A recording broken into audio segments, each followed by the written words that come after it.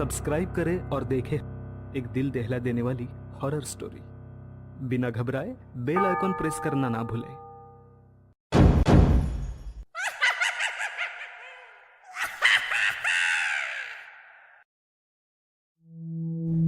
इस कथा के लेखक हैं धीरज कुमार सालुंके।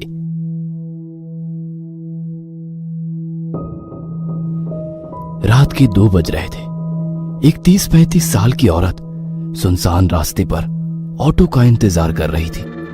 तभी उसी रास्ते पर एक ऑटो आ गया। जैसे ही उस औरत ने हवा में हाथ लहराया, वैसे ही ऑटो ड्राइवर ने ऑटो उसके पास जाकर रोक दी। कहाँ जाना है मैडम? ऑटो ड्राइवर ने उस औरत से पूछा। अवंती नगर। औरत ने उत्तर दिया। ऑटो ड्राइवर ने अपना मोबाइल निकाला और गूगल मैप पर अवंती नगर की तलाश की, क्योंकि वो शहर में नया ही आया था और वो पहले कभी अवंती नगर की ओर नहीं गया था। अवंती नगर वहां से 7 किलोमीटर की दूरी पर था। भाड़ा 300 रुपए होगा मैडम, ऑटो ड्राइवर ने औरत से पूछा। क्या 300 रुपए? भैया 300 बहुत ज्यादा है, 200 में छोड़ दो। उस औरत ने ऑटो ड्राइवर से कहा। ऑटो ड्राइवर ने उस औरत को सिर से पैर तक देखा और कुछ देर सोचकर वो बोला, बैठिए, छोड़ देता हूं। वो औरत ऑटो में बैठ गई और ऑटो अवंती नगर की तरफ निकल पड़ा। ऑटो ने 4-5 किलोमीटर की दूरी तय की थी। जब से वो औरत ऑटो में बैठी थी, तब से ऑटो ड्राइवर उसे आईने में घूरे जा रहा था और गाना गा रहा था। सलाम इश्क मेरी जान जरा कबूल कर लो, तुम हमसे इश्क करने की जरा सी भूल कर लो। ऑटो ड्राइवर के इस बर्ताव से वो औरत डर गई। उसने तुरंत किसी को फोन किया और धीरे से बोलने लगी। वैसे ही रिक्शे वाले ने गाना बंद कर दिया और उसकी बातें सुनने की कोशिश करने लगा। हेलो शालिनी, तू आ रही है ना मेरे घर? तुझे पता है ना कि मेरे पति विशाल अमेरिका चले गए हैं और मैं घर पर अकेली हूँ। वो औरत बोली। नहीं यार, मैं नहीं आ सकती, मैंने तुम्हें दोपहर में ही बताया था ना। फोन की दूसरी तरफ से दूसरी औरत बोली। ठीक है, मत आना। ऐसा कहकर उस औरत ने गुस्से में फोन रख दिया। ऑटो ड्राइवर ने उस औरत की बात सुन ली थी। उसने सुन लिया था कि वो औरत आज रात अपने घर पर अकेली है और उसके सहेली ने भी उसके घर आने के लिए मना कर दिया है। ऑटो ड्राइवर अभी भी शीशे से उस औरत को घूर रहा था। इस वजह से वो औरत बहुत ज्यादा डर गई थी। तभी उस औरत ने एक बंगले के सामने ऑटो ड्राइवर को रुकने के लिए कहा। ऑटो ड्राइवर ने देखा कि उस घर पर सिल्वर लीफ लिखा हुआ था। वैसे वो घर नहीं, एक बड़ा सा आलीशान बंगला लग रहा था। जैसे ही ऑटो रुक गया, वो औरत ऑटो से उतर गई और ऑटो ड्राइवर को पैसे देने के लिए उसने अपना हाथ आगे बढ़ाया। तभी ऑटो ड्राइवर ने पैसे लेते समय उसका हाथ पकड़ लिया और बोला, अब जब तुम मुझे यहाँ तक ले ही आई हो तो एक कप चाय ही पिला दो। ऑटो ड्राइवर की बात सुनकर औरत और भी ज्यादा डर गई। उसने ऑटो चालक के हाथ से अपना हाथ छुड़ा लिया और सीधे गेट के अंदर भाग गई। यह देख ऑटो चालक मुस्कुराया। तभी उसकी नजर पीछे की सीट पर गई। औरत ऑटो में अपना मोबाइल भूल गई थी। इससे पहले कि औरत अपना मोबाइल लेने वापस आती, ऑटो ड्राइवर ने ऑटो स्टार्ट कर दी और वह वहां से 9-2-11 हो गया। कुछ दूर जाकर उसने ऑटो रोका और उस मोबाइल को देखा। वो कुछ 20-25 हजार का महंगा मोबाइल था।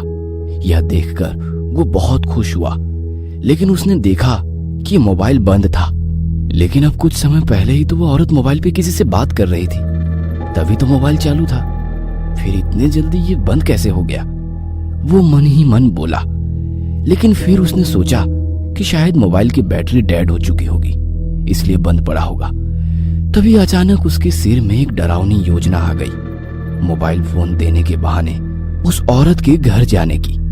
उसके दरवाजा खोलते ही उसके गर्दन पर छुरा रखकर उसकी इज्जत लूटने की और फिर घर में से सारे पैसे लूट के 9-2-11 होने की योजना बनाई। लेकिन इसके लिए उसे एक और साथी की जरूरत थी, इसलिए उसने अपने एक दूसरे ऑटो ड्राइवर दोस्त को फोन किया और उसे अपनी योजना के बारे में बताया। जब उसके दोस्त ने सुना कि एक सुंदर औरत घर पर अकेली है, तब उसका दोस्त वहां आने के लिए राजी हो गया। उसने अपने दोस्त को उस औरत के घर का पता बताया और उसे तुरंत वहां आने के लिए कहा और खुद उस औरत के बंगले के बाहर जाकर रुक गया। 10-15 मिनट बीत गए थे, पर फिर भी उसका दोस्त अभी तक नहीं आया था। उसने उसे बहुत फोन किए, लेकिन वो उसका फोन नहीं उठा रहा था। ऑटो ड्राइवर को ज्यादा देर तक रहा नहीं जा रहा था। उसे उस औरत का चेहरा बार बार उसकी आंखों के सामने दिखाई दे रहा था। उसके वो हवा में उड़ने वाले बाल उसकी आंखों के सामने आ रहे थे। उसके परफ्यूम की महक अभी भी उसकी नाक में बस गई थी। तो उसने अपने दोस्त को मैसेज किया, मैं अंदर जा रहा हूं, तुम्हारे लिए दरवाजा खुला रखूंगा, जल्दी आ जाना। जैसे उसने मैसेज किया वैसे उसने सीट के नीचे छुपाया हुआ चाकू निकाला और एक हाथ में चाकू और दूसरे हाथ में मोबाइल लेकर वो गेट खोलकर अंदर चला गया। उसने डोरबेल बजाई, लेकिन अंदर से कोई भी जवाब नहीं आया। उसने 3-4 बार डोरबेल बजाई, लेकिन फिर भी अंदर से कोई जवाब नहीं आया। उसने सोचा कि शायद वो औरत अब सो गई होगी। उसे लगा कि उसकी योजना विफल हो गई और गुस्से में आकर उसने दरवाजे पर अपना हाथ मारा। तभी घर का दरवाजा खुल गया। उसने उस औरत का मोबाइल अपनी जेब में रखा और दाहिने हाथ में चाकू लेकर घर में घुस गया। उसने घर का दरवाजा बंद कर दिया और इधर उधर देखने लगा। वह एक बड़ा सा हॉल था। उस फ्लोर पर कोई बेडरूम उसे दिखाई नहीं दी, इसीलिए वो सीढ़ियां चढ़कर दूसरे फ्लोर पर गया। वहां उसने देखा कि एक बेडरूम का दरवाजा खुला हुआ है और उस कमरे में रोशनी चालू थी। ऑटो ड्राइवर चुपके से दबे पांव उस कमरे में जा पहुंचा। अंदर कोई भी नहीं था। तभी उसे बाथरूम में से पानी गिरने की आवाज सुनाई दी। अच्छा, तो वो औरत बाथरूम में है, इसलिए उसे डोरबेल की आवाज सुनाई नहीं दी और इसीलिए उसने दरवाजा नहीं खोला। वो मन ही मन बोला और जल्दी से बाथरूम के दरवाजे के बाहर जाके खड़ा हो गया, क्योंकि उसने सोचा कि जब वो औरत बाथरूम से बाहर आएगी तो वह तुरंत उसके गले पर चाकू रख देगा और फिर बड़ी आसानी से उसकी इज्जत लूट लेगा। तभी अंदर से दरवाजे की कुंडी खुलने की आवाज आई। ऑटो ड्राइवर हाथ में चाकू पकड़कर सतर्क हो गया, क्योंकि वह औरत अब बाहर आने वाली थी। लेकिन 2 मिनट बीते, 4 मिनट बीती, पर वो औरत अभी तक बाथरूम से बाहर नहीं आई थी। आखिरकार ऑटो ड्राइवर ने बाथरूम के दरवाजे को अंदर धकेल दिया। जैसे ही उसने दरवाजा अंदर धकेला, वैसे ही उसकी नाक में सड़े हुए मांस की बदबू घुस गई। उसने अपने बाएं हाथ से अपनी नाक बंद कर ली और बाहर से बाथरूम में झांक कर देखा और सामने का नजारा देख उसके पैरों तले जमीन खिसक गई। डर के मारे वो थर थर कांपने लगा, क्योंकि बाथरूम के बाथ टब में 8-10 लाशों का एक ढेर था। वो डर की मारे पीछे हटने ही वाला था कि तभी उस औरत ने पीछे से आकर ऑटो ड्राइवर की कमर में लात मारी और वो बाथरूम में जा गिरा। ऑटो ड्राइवर बाथरूम में गिरते ही उस औरत ने झट से बाथरूम का दरवाजा बंद कर दिया। जैसे ही ऑटो ड्राइवर ने उसकी दाईं तरफ देखा, वो पसीने से तरबतर हो गया और उसने उठकर दरवाजा खोलने की कोशिश की, लेकिन दरवाजा नहीं खुला, क्योंकि उस औरत ने बाहर से दरवाजा बंद कर दिया था। उसे पता चल चुका था कि उस औरत ने जानबूझकर उसे बाथरूम में बंद कर दिया है। ऑटो ड्राइवर दरवाजा पीट पीट कर जोर जोर से चिल्लाने लगा, मैडम दरवाजा खोलो, मैडम मैं आपके पैर पकड़ता हूं, मुझे यहां से बाहर निकालो, मुझसे गलती हो गई मैडम, मुझे माफ कर दो मैडम। वो भीख मांग रहा था, लेकिन बाथरूम के बाहर से कोई जवाब नहीं आया। बाथरूम के बाहर सन्नाटा फैल गया। आखिरकार दरवाजा पीट पीट कर उसके हाथ दुखने लगे और उसने दरवाजा पीटना बंद कर दिया। उसने उसकी दाईं ओर देखा, वैसे ही उसे बाथ टब में लगा लाशों का ढेर दिखाई दिया। 8-10 लाशें एक के ऊपर एक रखी हुई थी और हैरानी की बात तो यह थी कि उन सभी लाशों के ऊपर ऑटो ड्राइवर की यूनिफॉर्म थी। इसका मतलब ये था कि वे सभी लाशें ऑटो ड्राइवर की थी। उसने अपने कपड़ों को देखा तो उसने भी वैसे ही यूनिफॉर्म पहन रखी थी। बाथटब के बगल में मोबाइलों का ढेर पड़ा हुआ था। ऑटो ड्राइवर ने उसकी जेब से मोबाइल निकाला और वो फिर एक बार चौंक गया, क्योंकि बिल्कुल वैसे ही मोबाइल का ढेर था। वो समझ गया कि उसे धोखे से फंसाया गया है। उस औरत का ऑटो में कहना कि मैं घर पे अकेली हूं और उसके बाद ऑटो में मोबाइल छोड़ना, ये सब उसकी ही चाल थी और वह बुरी तरह से उसकी जाल में फंस चुका था। वो समझ चुका था कि वे सभी ऑटो ड्राइवर भी बिल्कुल उसकी तरह ही उस औरत के जाल में फंस गए थे और वो बाद में उसी बाथटब में मर गए। अब उसके साथ क्या होगा, इसका ख्याल उसके मन में ही आ गया। क्या ऑटो ड्राइवर उस भूतिया बंगलों से बच निकलेगा? इन सभी सवालों के जवाब जानने के लिए इस कहानी का अगला पार्ट देखना मत भूलना।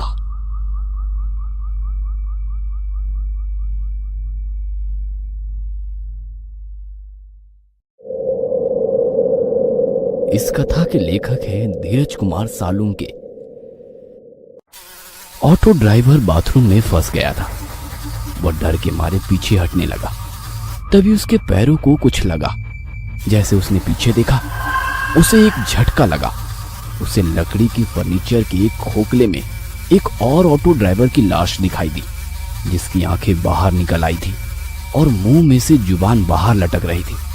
उस लाश को देखकर ऐसा लग रहा था कि उस बेचारे की मौत बहुत ही दर्दनाक हुई होगी। वो काफी तड़प तड़प कर मर गया होगा। ऑटो ड्राइवर को उस लाश के हाथ के पास एक टॉयलेट क्लीनर की बोतल दिखाई दी। ऐसा लग रहा था कि उस ऑटो ड्राइवर ने वो टॉयलेट क्लीनर पीकर खुदकुशी की थी। वो जल्दी से उस लाश से दूर हो गया और दरवाजे के ठीक सामने बनी टॉयलेट सीट पर बैठ गया। तभी उसे याद आया कि उसके पास उसका मोबाइल है। उसने अपना मोबाइल अपनी जेब से निकाला और अपने दोस्त को फोन किया। जैसे ही उसने फोन उठाया, रिक्शा वाले ने रोना शुरू कर दिया। राजू, मुझे बचाओ राजू, ये औरत मुझे मार डालेगी।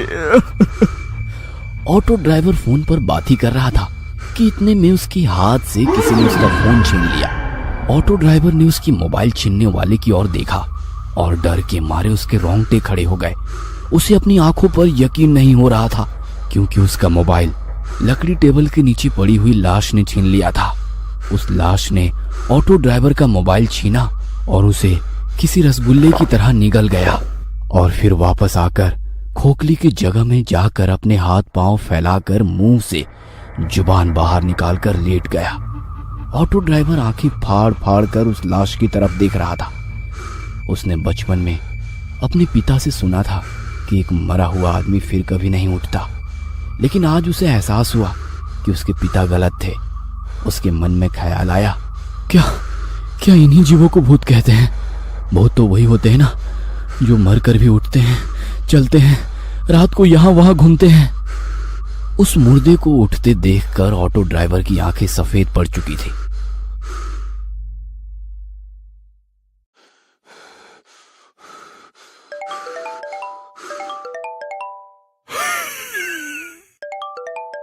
तभी अचानक से उसकी मोबाइल की रिंगटोन बजनी शुरू हो गई। उसका मोबाइल उस मुर्दे के पेट में बज रहा था। ये पक्का राजू का ही फोन होगा। ऑटो ड्राइवर मन ही मन बोल पड़ा। उसे समझ नहीं आ रहा था कि अब करे तो क्या करे। वो बड़ी ही मुश्किल में पड़ चुका था, क्योंकि वो अब ना तो राजू को कॉल कर सकता था, ना राजू का कॉल रिसीव कर सकता था। उसका मोबाइल 2-3 बार बजा, लेकिन कोई फायदा नहीं हुआ, क्योंकि फोन उठाना अब उसके लिए असंभव था। वो मोबाइल ही उसका बच निकलने का एकमात्र रास्ता था। और जब उसे महसूस हुआ कि अब वो रास्ता बंद हो गया है, तो वो फूट फूट कर रोने लगा। मैडम, मुझे यहाँ से बाहर निकालो। मैडम, मुझे यहाँ से बाहर निकालो। वो चीख चीख कर रोने लगा। तभी बाथरूम के बाहर से वो औरत बोली, अरे तुम अंदर कैसे फंस गए? आपको अंदर किसने बंद किया? ऑटो ड्राइवर यह सुनकर खुश हो गया कि औरत ने उसे बाथरूम में बंद नहीं किया था। मैडम, जल्दी से बाहर से दरवाजा खोलो, किसी ने दरवाजा बाहर से बंद कर दिया है। उसने बाथरूम के बाहर खड़ी औरत से कहा। हाँ खोलती हूँ, आप बस दरवाजे के आगे ही खड़े हो जाइए। ऐसा कहकर वो औरत वहां से चली गई। कुछ ही देर में लोहे का कांटों वाला फावड़ा लेकर आ गई। ऑटो ड्राइवर दरवाजे के आगे ही खड़ा हुआ था। क्या आप दरवाजे पर नहीं हैं? उसने रिक्शा वाले से पूछा। ऑटो ड्राइवर अंदर से दरवाजे के सामने खड़ा था। हाँ मैडम, मैं दरवाजे के सामने खड़ा हूँ, आप बस जल्दी से दरवाजा खोलिए। ऑटो ड्राइवर बाथरूम से चिल्लाया। वो औरत हाथ में नुकीला फावड़ा लेकर बाथरूम के दरवाजे की तरफ भागी। इधर बाथरूम के अंदर ऑटो ड्राइवर ने सोचा, मैडम अभी दरवाजा खोलेंगी, कहीं मैं दरवाजे के बीच में ना आ जाऊं। इसलिए वो दरवाजे के किनारे पर चला गया और जैसे ही दरवाजे से बाजू हटा, उसी वक्त वो लोहे का नुकीला फावड़ा दरवाजे के आर पार हो गया। यह देखकर ऑटो ड्राइवर के होश ही उड़ गए। अगर वो उस दरवाजे के सामने एक और पल भी खड़ा होता तो वह लोहे का नुकीला फावड़ा उसके पेट से बाहर गुजर जाता और वह उसी पल मर गया होता। वो औरत जान गई थी कि उसका हमला जाया हो गया है, इसलिए उसने वो फावड़ा दरवाजे में से खींचकर बाहर निकाला। अरे क्या हुआ? आप दरवाजे के सामने खड़े रहिए ना, मैं अभी दरवाजा खोल देती हूँ। वो औरत बहुत ही प्यार से बोली, लेकिन ऑटो ड्राइवर ने अपने मुंह से एक शब्द भी नहीं निकाला। अरे अरे डरो मत, मैं तो सिर्फ दरवाजा खोलने की कोशिश कर रही थी। एक बार फिर मीठी आवाज में बड़ी प्यार से बोली। अंदर ऑटो ड्राइवर का हाथ डर के मारे कांप रहे थे। उसे पता था कि अगर वो दोबारा दरवाजे के सामने गया तो वह औरत नुकीला फावड़ा उसके पेट में घुसेड़ देगी। लेकिन फिर भी वो देखना चाहता था कि अगर वो इस बार दरवाजे के सामने गया तो क्या होगा। हैं, मैं खड़ा हूँ दरवाजे के सामने। ऑटो ड्राइवर दरवाजे के बाजू में खड़े होकर बोला। वो औरत जोर से चिल्लाई और उसने फिर एक बार बड़ी ताकत से लोहे का फावड़ा दरवाजे में घुसेड़ दिया और बाहर निकाला। यह देखकर ऑटो ड्राइवर घबरा गया। औरत को फिर से एहसास हुआ कि वह अपना शिकार चूक गई है, तो उसे गुस्सा आ गया। क्या हुआ? दरवाजे के सामने आ जाना, मैं दरवाजा खोल रही हूँ। ऑटो ड्राइवर को समझ नहीं आ रहा था कि अब क्या करे। नहीं, रहने दो, मैं अंदर ही ठीक हूँ, आप दरवाजा मत खोलना। ऑटो ड्राइवर ने उस औरत से कहा। वैसे वो औरत गुस्से से लाल हो गई और उसने अपने हाथ में से फावड़ा नीचे फेंक दिया। ठीक है, तो तुम बाहर नहीं आना चाहते तो मैं ही अंदर आ जाती हूँ। वो औरत ने डरावनी आवाज में ऑटो ड्राइवर से कहा और वो दरवाजा खोलने लगी। ऑटो ड्राइवर ने सोचा कि अगर वो अंदर आ गई तो ना जाने उसके साथ क्या करेगी, क्योंकि उस औरत के सर पर खून सवार था। तभी उस औरत ने दरवाजे को अंदर धकेल दिया। एक तभी ऑटो ड्राइवर होश में आया और अपनी पूरी ताकत से उसने दरवाजे को अंदर से बाहर धकेला और अंदर से बंद कर दिया। वो औरत गुस्से से लाल हुई और दरवाजे पर लात मारने लगी। खोलो दरवाजा, खोलो दरवाजा, खोलो। वो दरवाजे पर लात मारते हुए चिल्ला रही थी। दरवाजा। उस औरत का वो भयानक बर्ताव देखकर ऑटो ड्राइवर बहुत डर गया। वो अपने सिर पर हाथ रखकर नीचे बैठ गया और रोने लगा। ये मैं कहाँ आकर फंस गया। वो सर पकड़कर रोने लगा। तभी उसे अपने गांव के पागल बाबिया की बात याद आने लगी। एक औरत के चक्कर में बाबिया ने अपनी खेती बाड़ी और घर बेचकर वो भिखारी बन गया था और बाद में वो पागल हो गया था। तब से वह हर आदमी को पकड़कर सिर्फ एक ही वाक्य कहता था, भाई चानात खूब वहाटा है। मतलब औरत की लत बहुत खराब है। लेकिन तभी ऑटो ड्राइवर उसे हर वक्त कहता कि वह मर्द है क्या जिसे औरत की लत ना हो। ऐसी जिंदगी से तो मौत अच्छी। और आज वह एक औरत की वजह से ही मौत के सामने खड़ा हुआ था। बाबिया सही कहता था, भाई चानात खूब वही टस्सो। उसने खुद से ही कहा।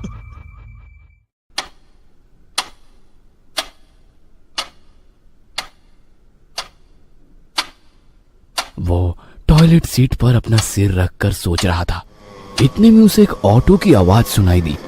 उस घर के सामने एक ऑटो आकर खड़ा हो गया था।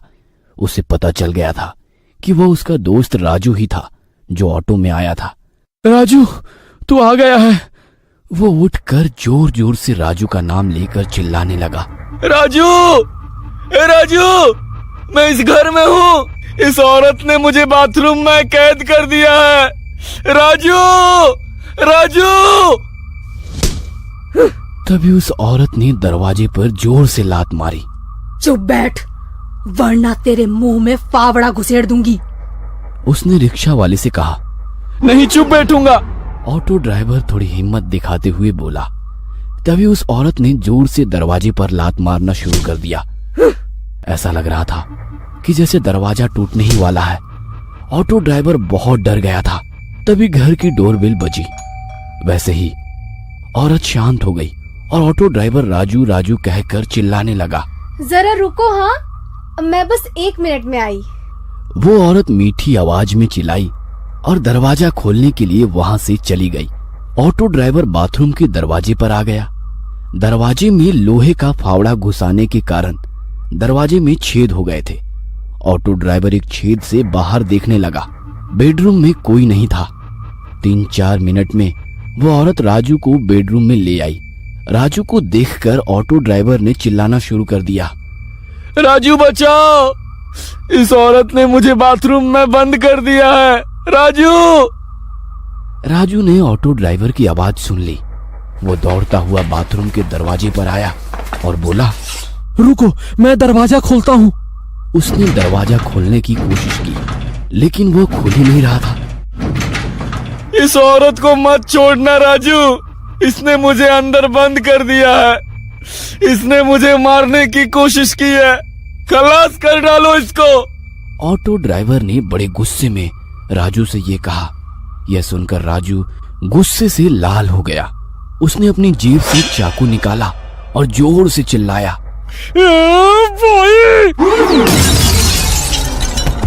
उसके सिर से खून निकलने लगा। फिर भी राजू उठने की कोशिश करने लगा। उस औरत ने पास में एक टेबल से एक शीशे का फलदान लिया और उसे फिर से राजू के सिर में जोर से पटक दिया और बोली, उप्स, तुम्हें तो लग गई। और एक डायन की तरह हंसने लगी। राजू फर्श पर खून से लथपथ था। वह दर्द से तड़प रहा था। उसके सर में टूटे हुए कांच के टुकड़े घुस गए थे। उसके सर में से सफेद फर्श पर खून बहने लगा था। यह देखकर ऑटो ड्राइवर का दिल दहल गया था। वह जोर जोर से रोने लगा और राजू का नाम लेने लगा। राजू, मेरे दोस्त। राजू ही उसके बच निकलने का आखिरी रास्ता था और वो रास्ता अब बंद हो चुका था। वो औरत राजू के बगल में बैठ गई और उसने राजू का सिर अपनी गोद में रख लिया और उसके सिर पर हाथ फेरते हुए वो लोरी गाने लगी। सो जा मेरे राजकुमार, तुम हो मेरा सारा संसार। जब से तुम मुझे मिले, मेरा जीवन हुआ खुशहाल। जीवन में मेरे रंग भरे तूने ही लाखों हजार। सो जा मेरे राजकुमार, सो जा मेरे राजकुमार। वो लोरी गा रही थी। इतने में अचानक राजू ने अपने पास पड़े चाकू को उठाकर उस औरत के सिर में घोंप दिया। वो औरत चिल्लाई और फर्श पर गिर गई। क्या वो औरत मर गई? क्या घायल राजू जिंदा बच पाएगा? और क्या ऑटो ड्राइवर उस भूतिया बंगलो से बच निकलेगा? इन सभी सवालों के जवाब जानने के लिए इस कहानी का अगला पार्ट देखना मत भूलना।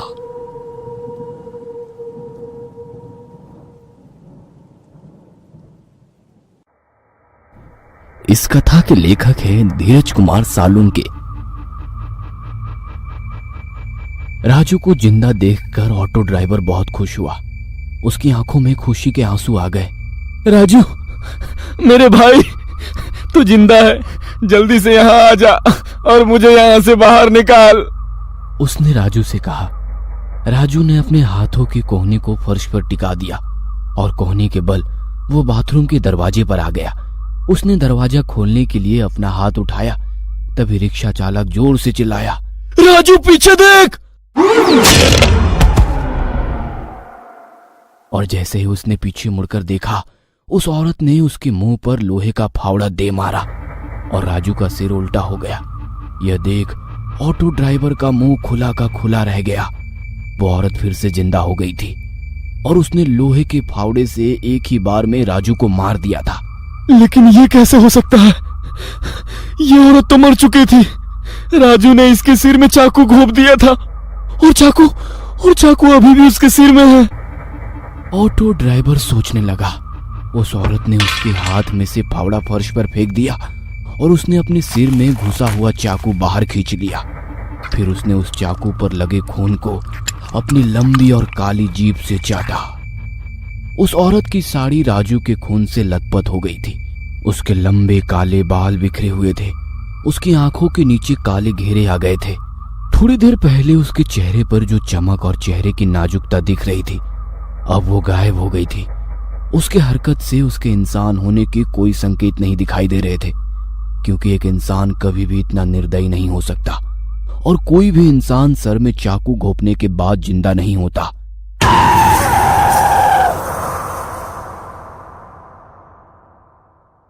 राजू की लाश खून से लथपथ जमीन पर पड़ी थी। उस औरत ने राजू की लाश उठाई। उसने राजू का सिर अपने कंधों पर रख लिया। तभी टेबल पर रखा हुआ म्यूजिक प्लेयर अचानक से चालू हो गया और गाना बजने लगा। और उसके बाद वो औरत राजू के लाश के साथ नाचने लगी। वो औरत राजू के लाश के साथ नाच रही थी। यह देख ऑटो ड्राइवर के होश उड़ गए। ऑटो ड्राइवर दरवाजे के पास से हट गया और उसने अपना सिर टॉयलेट सीट पर रख दिया और जोर जोर से रोने लगा, क्योंकि उसने अपना सबसे करीबी दोस्त गंवाया था। अब मैं यहाँ से बाहर कैसे निकलूंगा?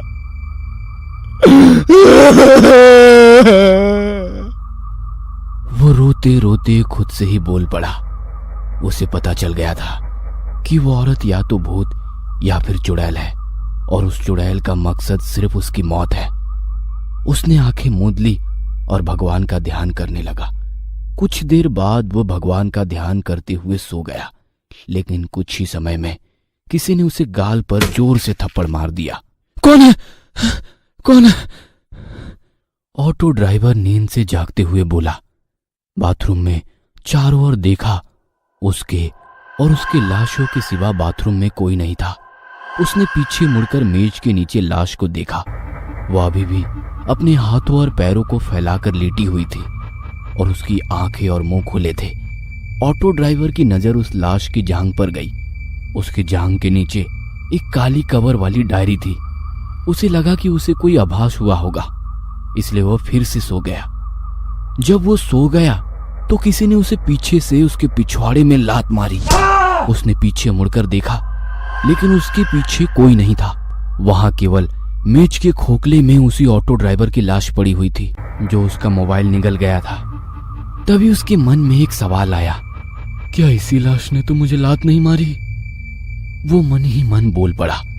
तभी उसकी नजर उस लाश की जांघों पर पड़ी और उसके रोंगटे खड़े हो गए, क्योंकि थोड़ी देर पहले जो डायरी उस लाश के जांघ के नीचे थी, वो अब उसकी जांघ से बाहर निकली थी।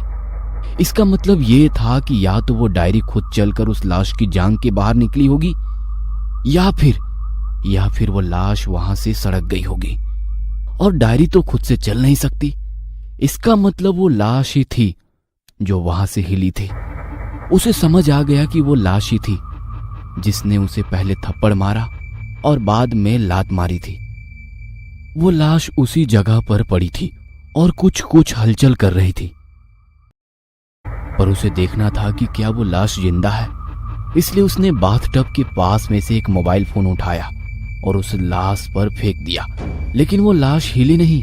उसने फिर से उस मोबाइल के ढेर में से 3 मोबाइल उठाए और एक एक करके उस लाश के ऊपर फेंके, पर वो लाश हिली नहीं।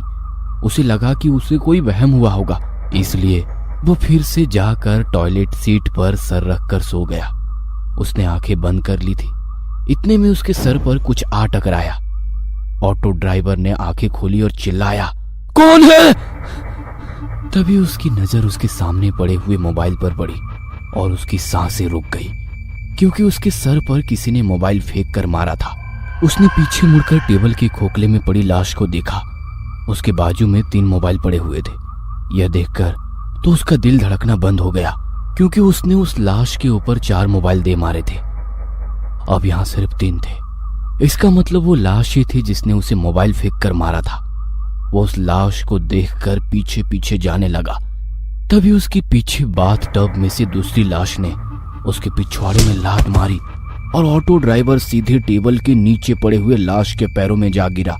उस लाश के पैरों में गिरते ही उस लाश ने दोनों हाथों से उसका गला घोटना शुरू कर दिया। ऑटो ड्राइवर दर्द के मारे तड़प रहा था। वो उस लाश का चेहरा अपने नाखूनों से नोच रहा था, पर वो लाश उसका गला छोड़ ही नहीं रही थी। ऑटो ड्राइवर को उसकी मौत उसके सामने दिखाई दे रही थी। तभी उसने अपने हाथ फर्श पर टिका दिए। उसका नसीब अच्छा था कि उसे अपना चाकू फर्श पर मिला और उसने चाकू को उठाकर सीधा उस लाश के आंखों में घुसेड़ दिया और वैसे ही लाश सुन पड़ गई। उसने ऑटो ड्राइवर का गला छोड़ दिया और बेजान होकर नीचे पड़ गई। ऑटो ड्राइवर वहां से उठ गया और टॉयलेट सीट पर जाकर चढ़ गया। उसकी सांसें अटक रही थी। अब उसकी बाईं ओर टेबल के नीचे पड़ी हुई लाश थी और दाईं ओर बाथ टब जो लाशों से भरा हुआ था। हे भगवान, मुझे यहाँ से बाहर निकालो। मैं फिर कभी शराब नहीं पीऊंगा, गालियां नहीं दूंगा, हमेशा आपकी पूजा करूंगा, किसी भी औरत की तरफ नहीं देखूंगा। आप कहे तो मैं सन्यासी बन जाऊंगा, पर मुझे इस बाथरूम से बाहर निकालो भगवान, बाहर निकालो। मैं आपसे विनती करता हूँ भगवान। ऑटो ड्राइवर ने भगवान से प्रार्थना की, तू कभी यहाँ से बाहर नहीं निकल पाएगा, ना जिंदा ना मुर्दा। उसके बाद वो जोर जोर से हंसने लगी। ऑटो ड्राइवर ने अपने कान बंद कर लिए और भगवान का नाम लेना शुरू कर दिया।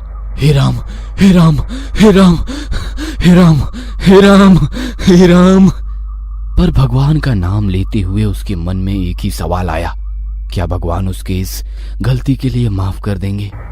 क्योंकि उसने एक औरत की इज्जत लूटने की कोशिश की थी।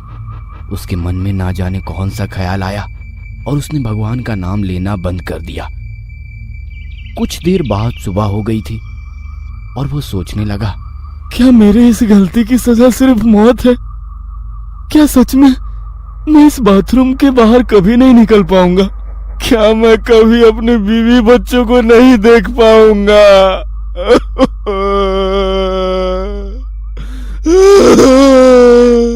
और वो रो पड़ा। उसे अपनी बीवी बच्चों की याद सता रही थी। नहीं, मैं इतनी जल्दी हार नहीं मानूंगा। मैं लड़ूंगा, मैं जरूर लड़ूंगा। वो खुद से बोल पड़ा और वो अपनी जगह पर खड़ा हुआ। बचाओ! कोई मुझे बचाओ! मैं इस बंगले के बाथरूम में फंसा हुआ हूँ, बचाओ! वो गला फाड़ कर चिल्लाने लगा। चिल्ला चिल्लाकर उसका गला दर्द करने लगा। तभी वो फिर से रो पड़ा। कोई मुझे बचाओ! वो रोते हुए बोला, पर कोई भी उसकी बातें सुन नहीं पा रहा था। आखिरकार वो चुप बैठ गया। तभी उसकी नजर टेबल के नीचे पड़े हुए उस लाश के पास पड़ी हुई डायरी पर पड़ी। उसने उस लाश के पास से डायरी उठाकर खोली। उसने डायरी में नाम पढ़ा, महेश सातारकर। वो शायद उसी की डायरी थी जिसमें वो हर दिन बिताए हुए अपने दिन के बारे में लिखा करता था। ऑटो ड्राइवर ने सोचा कि उसने जरूर इस डायरी में लिखा होगा कि वह बाथरूम में कैसे फंस गया था। कुछ पन्ने पलटने के बाद वह एक पेज पर रुक गया। उस पेज की शुरुआत में ऑटो ड्राइवर ने लिखा था, मुझे पता है किसी न किसी दिन मेरी डायरी कोई ऑटो ड्राइवर द्वारा पढ़ी जाएगी। मेरा नाम महेश सातारकर है और मैं कोई ऑटो ड्राइवर नहीं हूं, मैं एक पत्रकार हूं। ये पढ़कर ऑटो ड्राइवर चौंक गया। अगर वो ऑटो ड्राइवर नहीं बल्कि पत्रकार था तो उसने ऑटो ड्राइवर की यूनिफॉर्म क्यों पहन रखी थी? ऑटो ड्राइवर के मन में सवाल आया। उसने सोचा, इसके पीछे कोई ना कोई बड़ा कारण होगा, इसीलिए इस पत्रकार ने ऑटो ड्राइवर की यूनिफॉर्म पहन रखी होगी और इसी कारण वो चुड़ैल के जाल में फंस गया होगा। पर वो फंसा कैसे? उसके मन में और एक सवाल आया। तो इन प्रश्नों के उत्तर जानने के लिए ऑटो ड्राइवर ने वो डायरी पढ़ने का फैसला किया और उसने डायरी पढ़ना शुरू कर दिया। पिछले 3 महीनों से हर शनिवार को इस शहर में से एक ऑटो ड्राइवर गायब हो रहा है। रात में ऑटो चलाने वाले ऑटो ड्राइवरों में से हर शनिवार को एक गायब हो रहा था। इसलिए ऑटो ड्राइवर के परिवार वाले शहर के पुलिस थाने में गुमशुदगी की रिपोर्ट दर्ज करा रहे थे। लेकिन उन लापता ऑटो ड्राइवर का कुछ भी पता नहीं चल रहा था। लेकिन इन सभी घटनाओं में कॉमन बात अवंती नगर थी। ऑटो ड्राइवर लापता होने के अगले दिन ही उसका ऑटो अवंती नगर के सिल्वर लीफ बंगले के बाहर पाया जाता था। सिल्वर लीफ बंगला 4 महीने से बंद पड़ा था, इसलिए पुलिस को उस बंगले पर शक हो गया। पुलिस को शक था कि उन सभी ऑटो ड्राइवरों का किसी साइको ने अपहरण कर लिया है, क्योंकि सभी ऑटो ड्राइवर शनिवार की रात से लापता हुए थे और उनके खाली ऑटो सिल्वर लीफ बंगले के बाहर पाए गए थे। इस वजह से पुलिस ने सिल्वर लीफ बंगले की तलाशी ली, लेकिन उन्हें बंगले में कुछ भी संदिग्ध नहीं मिला। इसलिए पुलिस ने उस बंगले को अनदेखा कर दिया। मैं एक पत्रकार था, इसलिए मैंने फैसला किया कि मैं ऑटो ड्राइवरों के लापता होने का कारण जानकर ही रहूंगा और मैंने जांच शुरू की। तब मुझे पता चला कि जो ऑटो ड्राइवर लापता हो गए थे वे रात में गुलाबगंज इलाके में ऑटो चलाते थे। इसलिए मैंने शनिवार की रात को गुलाबगंज इलाके में ऑटो चलाने का फैसला किया। उस शनिवार की रात को 2 बजे मैं गुलाबगंज इलाके में ऑटो चला रहा था जब मैंने सुनसान रोड के किनारे पर एक औरत को देखा। मैंने ऑटो उसके करीब जाके खड़ा कर लिया। मैंने उस औरत के चेहरे की तरफ देखा। उसका चेहरा मुझे कुछ जाना पहचाना सा लग रहा था, जैसे कि मैंने उसे पहले कहीं देखा हो। लेकिन मुझे याद आ रहा था कि मैंने उसे कहाँ देखा था। भैया अवंती नगर छोड़ दोगे? उस औरत ने मुझसे पूछा। अवंती नगर के शब्द सुनते ही मेरी आंखें चमक उठी। हाँ बिल्कुल, बैठ जाइए, मैंने उस औरत से कहा। जैसे ही औरत रिक्शा में बैठ गई, मैं ऑटो को अवंती नगर की तरफ ले जाने लगा। ऑटो में बैठकर मैं याद करने की कोशिश कर रहा था कि मैंने उस औरत को कहाँ देखा है, लेकिन मुझे कुछ याद नहीं था। कुछ ही समय में अवंती नगर आया। उस औरत ने मुझे एक बंगले के सामने रुकने को कहा। उसने भाड़ा दिया और एक बंगले का गेट खोलकर अंदर चली गई। मैंने उस बंगले को देखा और मेरी आंखें खुली की खुली रह गई, क्योंकि उस बंगले का नाम सिल्वर लीफ था। लेकिन ये बंगला तो 4 महीने से बंद है। फिर यह औरत इस बंगले में क्यों गई है? मैं मन ही मन बोल पड़ा। मुझे लगा कि कुछ तो गड़बड़ है और मैंने उस बंगले में जाने का फैसला किया ताकि पता चल सके कि मामला क्या है। तभी अचानक से मेरी नजर पीछे की सीट पर गई। वो औरत ऑटो में अपना मोबाइल भूल गई थी। बस मुझे उस बंगले में घुसने का कारण मिल गया। मैंने मोबाइल लिया और गेट खोलकर बंगले के आंगन में आ गया। मैंने दरवाजे की घंटी बजाई, लेकिन कोई भी दरवाजा नहीं खोल रहा था। इसलिए मैंने दरवाजे को थोड़ा सा धक्का दिया और यह क्या, अचानक दरवाजा खुल गया। औरत शायद गलती से दरवाजा बंद करना भूल गई थी। मैडम जी, मैंने अंदर आते ही उस औरत को आवाज दी। तभी मैंने उस औरत के चिल्लाने की आवाज सुनी। दूसरी मंजिल के एक बेडरूम से वो चीखने की आवाज आई थी। इसलिए मैं दूसरी मंजिल के उस बेडरूम की तरफ भागा, लेकिन मैंने देखा कि बेडरूम खाली था। तभी एक बार फिर से औरत जोर से चीखी। वो चीख वॉशरूम से आई थी, तो मैं दौड़कर वॉशरूम का दरवाजा खोलकर वॉशरूम में घुस गया और सामने का नजारा देखकर मेरे पैरों तले जमीन खिसक गई, क्योंकि मैंने वॉशरूम के बाथटब में ऑटो ड्राइवर की लाशें देखी थी। तभी उस औरत ने बाहर से वॉशरूम का दरवाजा बंद कर दिया। मैंने दरवाजा खोलने की कोशिश की, पर मैं असफल रहा। मैं रोया, चिल्लाया, उससे भीख मांगी, लेकिन उसने दरवाजा नहीं खोला। मैंने बाथटब के पास मोबाइलों का ढेर देखा। मैंने अपनी जेब से उस औरत का मोबाइल निकाला तो वो एकदम उन्हीं मोबाइलों की तरह था। मैं समझ चुका था कि उस औरत ने मुझे अपने जाल में फंसाया है। लेकिन वो औरत कौन थी? मेरे मन में सवाल आया। अचानक मेरे दिमाग में कुछ आया और मेरे दिल की धड़कन बंद हो गई। कुछ 4-5 महीना पहले सिल्वर लीफ में, मतलब इसी बंगले में, इस बंगले की मालकिन की बड़ी ही बेरहमी से हत्या कर दी गई थी। मैंने तुरंत अपनी जेब से मोबाइल निकाला और गूगल पर श्यामला देशमुख मर्डर लातूर सर्च किया, पर वहां मैंने श्यामला देशमुख यानी इस बंगले की मालकिन की फोटो देखी और डर के मारे मेरे रोंगटे खड़े हो गए, क्योंकि जिस औरत ने मुझे इस वॉशरूम में बंद कर दिया उस औरत का चेहरा और इस बंगले के मालकिन के चेहरे से मेल खा रहा था। पर यह कैसे मुमकिन है? ये औरत तो 5 महीने पहले ही मर गई थी। मैं मन ही मन बोल पड़ा और इस तरह से मुझे पता चल गया कि वह औरत भूत है। वो जरूर अपनी मौत का बदला लेने के लिए ऑटो ड्राइवरों को अपने जाल में फंसाकर उन्हें मार डालती रही थी। यह बात सभी लोगों को पता होनी चाहिए थी। इसलिए मैंने अपने दोस्त को कॉल किया, पर उसके फोन उठाने से पहले ही टेबल के खोखले में लेटी एक लाश ने मेरा मोबाइल निगल लिया। मैं वह देखकर बहुत ज्यादा डर गया था, पर उसके बाद मुझे उस लाश की आदत सी पड़ गई थी। जैसे ही रात में सोने की कोशिश करता, वह लाश मुझे कभी थप्पड़ मारती तो कभी लात मारती थी। सुबह होते ही वह लाश ठंडी पड़ जाती थी।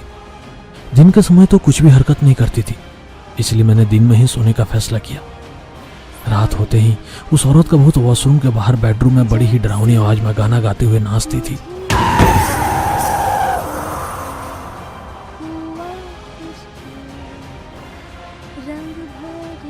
उसकी आवाज सुनकर मेरे कान दर्द करते थे। हर वक्त मेरी नजर वॉशरूम में पड़ी लाशों पर जाती थी। उसमें से आधे ऑटो ड्राइवर तो उस वॉशरूम में बिना खाने पीने के तड़प के मर गए थे। मैं हमेशा सोचता था कि वो औरत इन सभी की मौत कैसे देख पाती होगी। उस औरत की हत्या बेहद ही बेदर्दी से हुई थी। शायद इसलिए मरने के बाद वो इतनी क्रूर बन गई थी।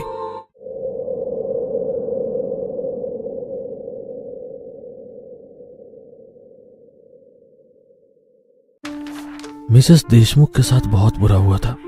असल में हुआ यह था, उस शनिवार की रात मिसेस देशमुख देर से एक पार्टी से घर लौट रही थी, पर रास्ते में उनकी स्कूटी बंद पड़ गई। इसलिए उन्होंने वहां से ऑटो लिया और घर आ गई। लेकिन घर आने के 10-15 मिनट के बाद उनके घर की घंटी बजी। उन्होंने दरवाजे के पीप होल से देखा तो उन्हें दरवाजे पर वही ऑटो ड्राइवर दिखा जिसकी ऑटो में वो घर आई थी। क्या हुआ भैया, आप यहाँ क्यों आए हो? उन्होंने घर के अंदर से ही रिक्शा वाले से पूछा। मैडम, आप अपना मोबाइल ऑटो में भूल गई थी, इसलिए मैं आपको लौटाने आया हूं। लेकिन मिसेस देशमुख उस रात घर पर अकेली थी। उनके पति काम के सिलसिले में विदेश गए हुए थे। सास का पहले ही निधन हो चुका था और कुछ देर पहले वो ऑटो ड्राइवर शीशे में उन्हें गंदी नजर से देख रहा था। इसलिए उन्हें इतनी रात गए एक ऑटो ड्राइवर के लिए दरवाजा खोलना ठीक नहीं लगा। भैया, आप मोबाइल दरवाजे के बाहर छोड़ दो, मैं कल सुबह बाहर आकर ले लूंगी। ओके मैडम, ठीक है, ऑटो ड्राइवर बोला। उसने मोबाइल दरवाजे के बाहर रख दिया और ऑटो लेकर वहां से चला गया। ऑटो की चले जाने की आवाज सुनकर मिसेस देशमुख ने दरवाजा खोला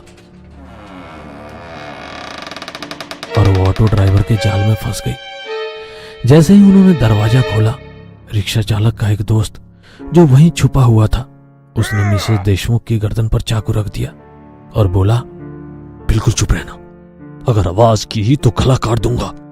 मिसेस देशमुख डर के मारे चुप बैठ गई और उसने फोन करके ऑटो ड्राइवर को वापस बुला लिया। ऑटो ड्राइवर जानता था कि मिसेस देशमुख मोबाइल लेने के लिए दरवाजा नहीं खोलेंगी।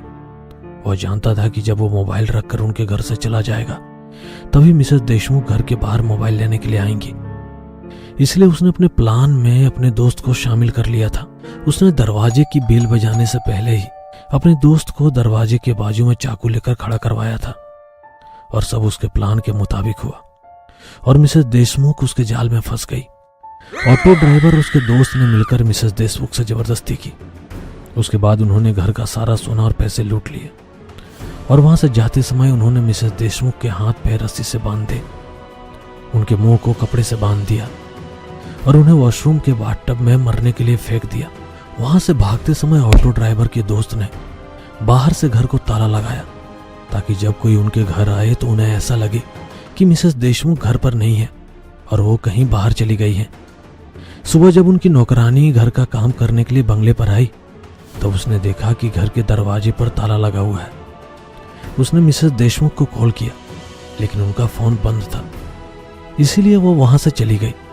लगातार 6 दिनों तक काम वाली बाई बंगले के चक्कर काटती रही पर उसे घर का दरवाजा बंद ही दिखाई दिया। 7वें दिन जब मिसेस देशमुख के पति मनोज राव देशमुख विदेश से आए और उन्होंने अपने पास के चाबी से घर का ताला खोला, जब वो फ्रेश होने के लिए वॉशरूम गए तो उन्होंने उनकी पत्नी का शव बाथ टब में पाया। मिसेस देशमुख की 6 दिनों तक भूख और प्यास से मौत हो गई थी। 7 दिनों के भीतर पुलिस ने 2 रिक्शा चालकों को पकड़ लिया। तब पूछताछ में उन्होंने पुलिस को बताया कि उस शनिवार की रात क्या हुआ था। मैं समझ गया कि मिस श्यामला देशमुख की रूह ऑटो चालकों को मारकर अपनी मौत का बदला ले रही थी, क्योंकि शायद उन्हें लग रहा है कि जो उनके साथ हुआ वो किसी और महिला के साथ ना हो, इसलिए वह समाज से ऐसे लोगों को मार रही थी जो औरत की तरफ बुरी नजर से देखते हैं और उनके साथ उल्टी सीधी हरकत करने की कोशिश करते हैं। मैं चिल्ला चिल्लाकर मिसेस श्यामला देशमुख की आत्मा को समझाने की कोशिश कर रहा था कि मैं कोई ऑटो ड्राइवर नहीं बल्कि मैं एक पत्रकार हूं और मैं किसी बुरी नीयत के साथ यहां नहीं आया था। लेकिन उस आत्मा को मेरी किसी भी बात से कोई फर्क ही नहीं पड़ रहा था। वो कभी यहाँ से बाहर नहीं निकल पाएगा, ना जिंदा ना मुर्दा। मुझे इस बाथरूम में बंद हुए 4 दिन बीत चुके हैं।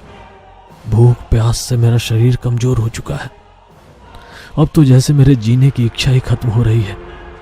इस डायरी में अपना दर्द बांटकर थोड़ा अच्छा महसूस होता है। बस एक उम्मीद के साथ जी रहा हूं कि वह दरवाजा खुल जाए और मैं वहां से भाग जाऊं। मुझे मेरी बीवी बच्चों की बहुत याद आती है। मैंने लाख कोशिश की पर वो मजबूत दरवाजा नहीं खुला। प्यास से मेरा गला पूरी तरह सूख चुका है। मैं रो रहा हूं लेकिन मेरे आंसू तक खत्म हो चुके हैं। नल से लगातार काला पानी बह रहा है जिससे गंदी बदबू आ रही है। मैं मन ही मन सोच रहा हूं आखिर मेरी क्या गलती है, क्यों मैं इस मौत के भंवर में फंस गया हूं। तभी मेरे मन में ख्याल आया मिसेस श्यामला देशमुख भी ऐसे ही मौत के जाल में फंस गई थी। उनकी भी क्या गलती थी। आज 5 दिन हो चुके हैं। अब मैं भूख प्यास बर्दाश्त नहीं कर पा रहा हूं। मेरा दिल और दिमाग नकारात्मकता से भर चुका है। आज मैंने टॉयलेट क्लीनर पीकर आत्महत्या करने का फैसला कर लिया है। अगर कोई ये डायरी पढ़ रहा है तो मेरी उसे एक ही सलाह है, यहां से बचने का बस एक ही रास्ता है और वो है मौत। मुझे शायद पहले ही यह फैसला कर लेना चाहिए था। वो औरत एक बुरी आत्मा बन चुकी है और वो आपको इस बाथरूम से बाहर किसी भी हालत में जाने नहीं देगी, यदि आप निर्दोष हो तब भी नहीं।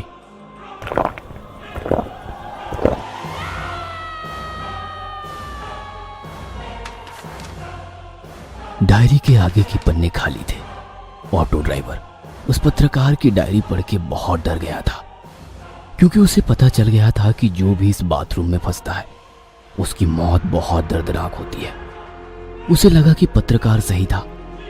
उस औरत को बस एक ही चीज चाहिए और वो है ऑटो ड्राइवर की मौत। पर वो ऑटो ड्राइवर हार मानने वालों में से नहीं था। पर यहां से निकलूं कैसे? वो ऐसा सोचने लगा, तभी अचानक उसे याद आया। पत्रकार ने डायरी में लिखा था कि हर शनिवार की रात एक ऑटो ड्राइवर इस बाथरूम में फंस जाता है। मैं भी शनिवार की रात को ही फंस गया था, यानी कि अब इस बाथरूम का दरवाजा अगले शनिवार की रात को कोई ऑटो ड्राइवर ही खोलेगा। जब कोई ऑटो ड्राइवर इस बाथरूम का दरवाजा खोलेगा तभी मुझे यहाँ से भागने का मौका मिलेगा। और अगर वो औरत ने मुझे रोका तो मैं वो ऑटो ड्राइवर मिलके उसका सामना करेंगे। मुझे कुछ भी करके इस आने वाले शनिवार तक यहाँ मुझे जिंदा रहना होगा, उसने अपने आप से कहा और वो शनिवार की रात देखने लगा। ऑटो ड्राइवर को फंसे हुए अब 5 दिन हो चुके थे। पिछले 5 दिनों से उसने कुछ भी नहीं खाया था। बिना पानी के उसका गला सूख गया था। उसने सोचा, भूख के मारे कहीं मेरी मौत ना हो जाए, पर क्या खाऊं? शव। उसने वहां पड़े शव के मांस को खाने के बारे में सोचा, पर दुविधा ये थी कि वो शाकाहारी था। उसने अपनी पूरी जिंदगी में कभी मांस नहीं खाया था और ये तो इंसान का मांस है, पर उसे जिंदा रहने के लिए ये आखिरी मौका था।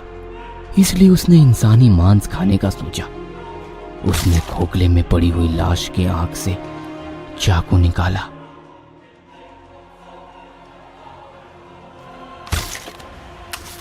और बाथटब में पड़े शव का मांस निकाला।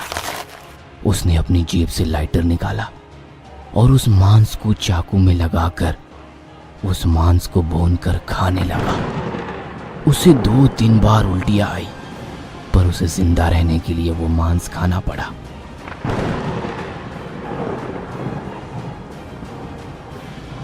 आखिरकार उसका इंतजार खत्म हुआ।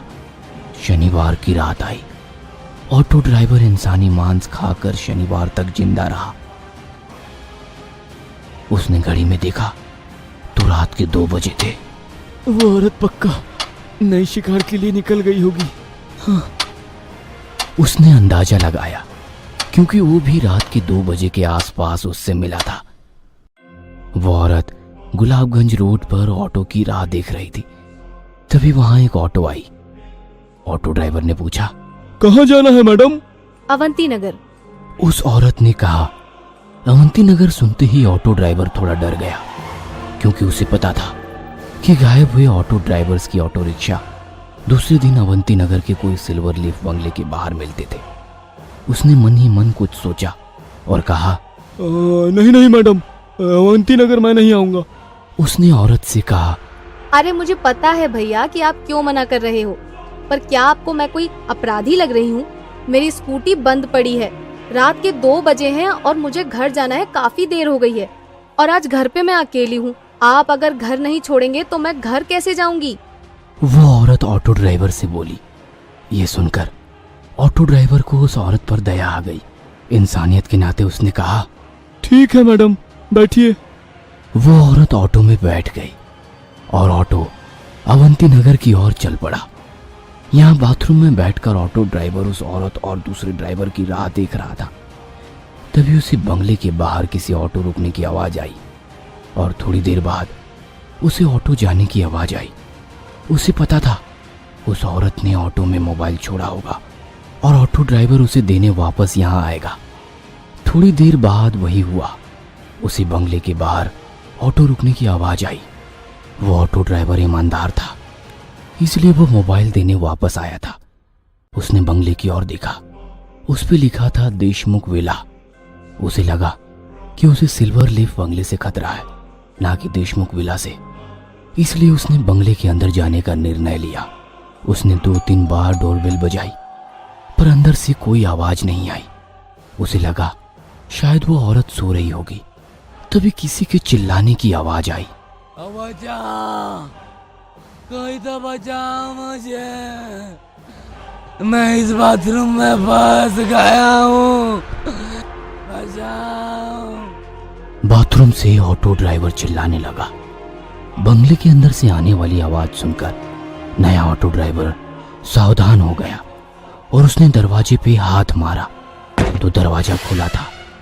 उसे लगा कुछ तो गड़बड़ है, इसलिए वो अंदर की ओर चला गया।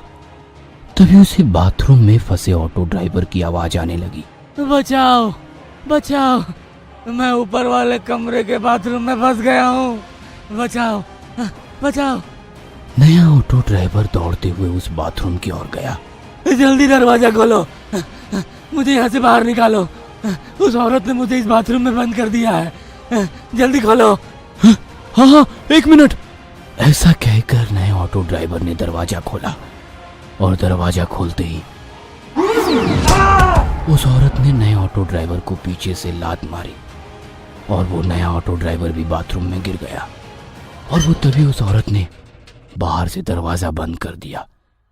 नया ऑटो ड्राइवर बाथरूम में लाशों के ढेर को देख जोर जोर से चिल्लाने लगा। अब वो जान चुका था कि शहर के गायब हुए ऑटो ड्राइवर जाते कहाँ हैं।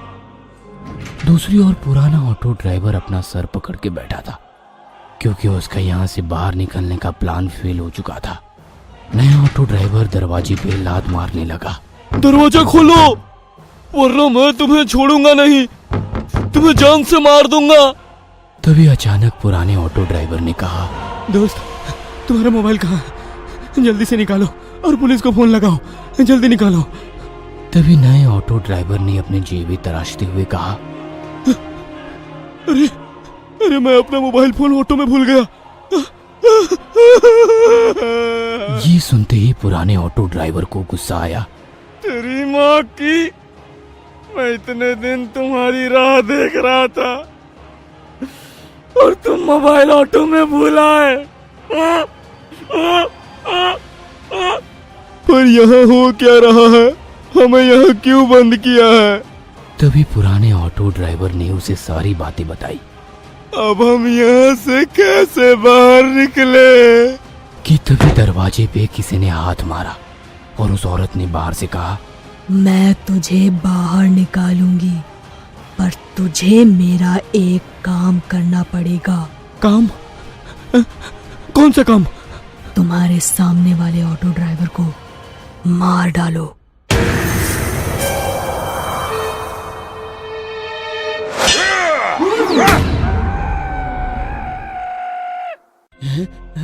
न तो मुझे मार सकता है, न वो औरत। मैं अमर हूँ। हाँ। मैं तुम्हें नहीं मारने वाला था।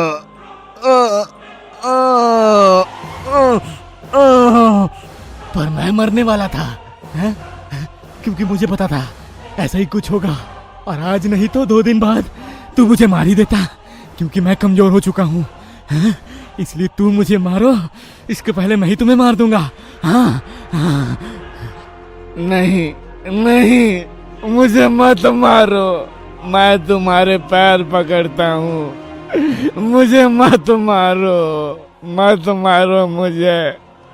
बाय बाय मेरे दोस्त, बाय बाय।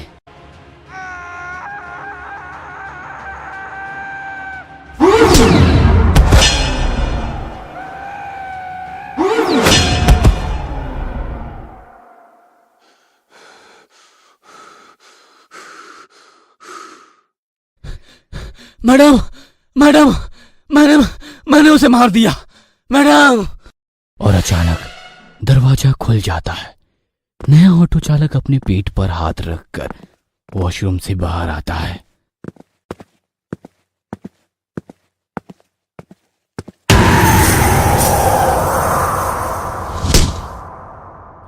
तुझे क्या लगा मैं तुझे छोड़ दूंगी? जो भी इस घर में आता है वो यहाँ से कभी बाहर नहीं जाता, न जिंदा न मुर्दा।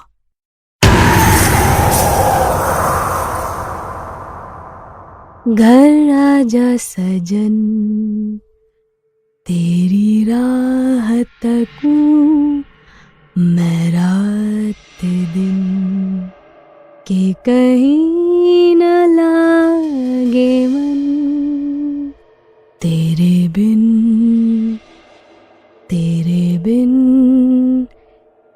घर आजा।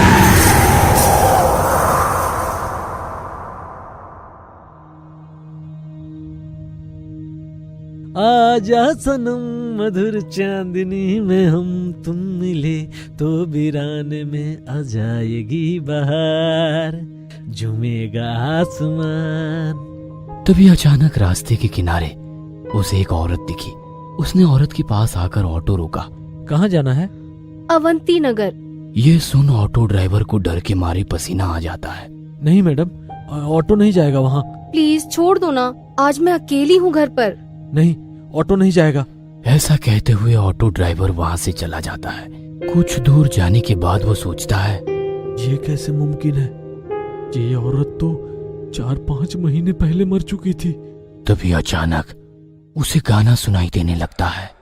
घर आजा सजन, तेरी राह तकूं मैं रात दिन।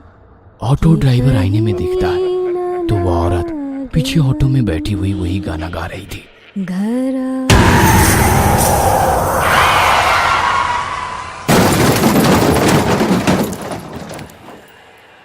घर नहीं आओगे तो ऐसा ही होगा।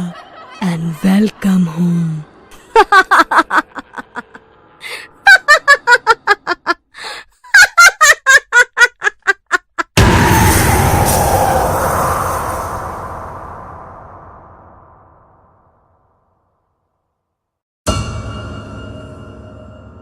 ये कहानी आपको अच्छी लगी हो तो हमें सब्सक्राइब करें, हमारा इंस्टाग्राम और फेसबुक पेज जरूर फॉलो करें। अगर आपके पास ऐसी ही कोई कहानी हो तो हमें कमेंट बॉक्स में भेजें।